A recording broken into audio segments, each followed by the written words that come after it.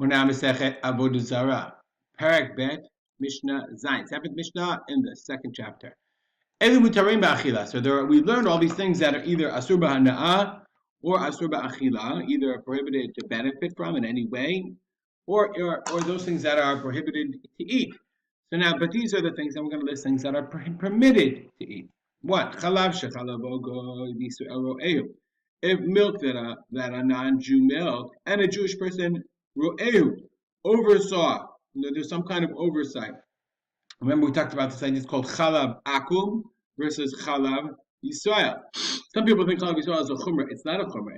It's a halacha in the Mishnah that if you didn't see the non-Jew milk the animal, then how do you know that it's really milk? Okay, so now does the Jew have to actually see him? Says the Bar Tudura. Lav davka ro'ehu.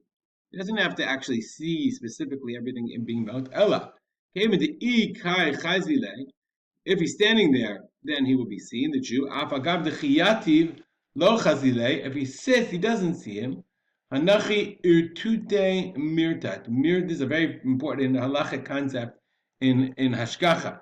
Mirtat, he's afraid.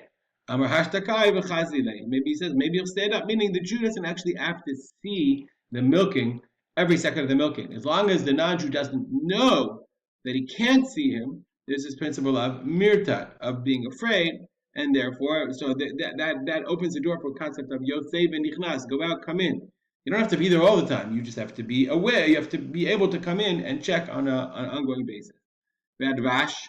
Second thing that's permitted is honey, okay, of the goy, because we're not worried. There's nothing can be mixed in with it at all, okay. And honey is considered kosher in and of itself, okay, because it's not bishul akum either, because honey is eaten raw. Dav daniyot, afal pisha min natfim. Dav daniyot, there are two interpretations. Even though they're dripping, and behem mishum hechsher mashke. There's no problem with hechsher mashke. Hechsher mashke means that it's not a problem of tuma, that it became wet. Normally, remember we said if something becomes wet intentionally, it's mekabel tuma. So these dav daniyot, even though they're dripping, there's no problem. What are they? Two options. One, chalot sherodi mina kaveret, okay, honey cakes that they take out of the hive, shebahem hadvash, that the honey is found in. Even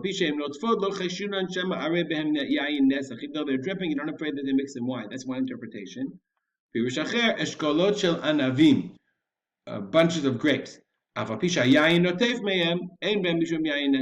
though the wine or the juice is dripping from them, it's not a problem of yayin nesach. Why? Because the person doesn't want the liquid to drip from them because you're going to eat them. Next, kvarshim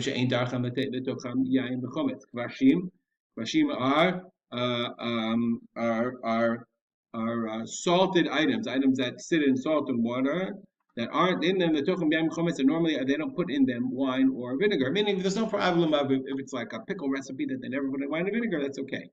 V'tarit she'ena trufa. So remember we said was crushed up fish. She'ena trufa. That's not totally crushed, so that you could see, even though it's pieces. Rosh hadag v'shidrato kayamim. You can see that it's kosher fish.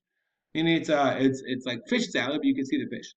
V'tzir sheyesh ba daga. Tzir is brine that has in it a fish. Remember we learned in the last Mishnah, okay, that there was this kind of tzir she'en ba daga kilbit that didn't have the kilbit fish or teshet, that the daga when the daga kilbit is a kosher fish, and when you saw that this fish was swimming around in the pickle brine, somehow it survived. That way you knew that it was a kosher fish that was brine. See that? So here, tzir sheyesh ba daga. If you go to the store and he's selling the fish, the brine, the pickle and herring with the daga kilbit in it. Va'ala shel chiltit. Remember that the chiltit was that spice. I don't remember what it's called from last Mishnah, but if you had cut it, then we were afraid the guy cut it with his non-kosher knife. So if it's a leaf of chiltit, then that's fine. V'zeitim gluskaot amegulgalim. Okay, olives. Okay, gluskaot that are round. Gluskaot. Here we go. A superior sort of olives already pressed when appearing in the market. Galuska. Mishnah. Okay, Zaytim Galuska. Rolled olives. Zaytim Galuska. Here we go. I don't know if that's ours, but that's the idea. Rolled olives. Okay. Hamegul Galim.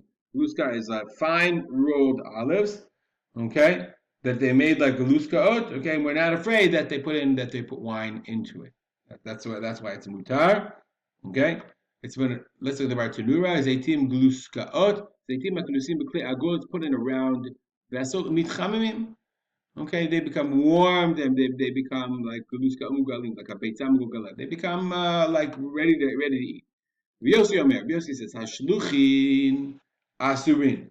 Rabbi Yossi says, okay, that if they became so soft, Bartunura. Shluchin asurin. Heim nachu azetim kol kachat shlokach zad v'yado hagarin shebetor mishalech. If they're so soft that when you pick the olive, that the pit falls out of itself, then it's asurin. He says it must have gotten soft because they added wine. Asurin. Minha aptek utarin. So like they would put out, like when you walk into like a store, so they put out food for you to eat. So they would put out, the store owner would put out grasshoppers. Yum! Like, that's why you walk into the store. So if they come in a slula from the basket, asurin. If they come in the basket, they're prohibited. Why? Because in their time they would sprinkle on the wine to make them tasty. But minha haptek, if you got them from the haptek here means okay, like the storehouse. Makom shekotzam sheotzim otam sham ze al zeh, from the I guess I don't know where they from the storage area. Then they're permitted. V'chein letruma. What does this mean? V'chein letruma. The same is true about truma. V'chein kohen chashud limkor truma l'shem chulin. Okay, the problem was kohanim could only sell truma for the sake of truma because they would only sell to kohanim and therefore they would get less money. So there was a chashash that non meticulous kohanim would sell their truma as chulin because the price was higher. So kohen salafanav asur shema trumai. Whatever's out in front of him is asur. It's truma. If he brings something to the storehouse, mutar. Because the Kohanim were afraid if the Rabbanan found out that he brought out truma from his storage and sold it as chulin, then they would, I guess they would put a cherem on him and he wouldn't be able to sell anything.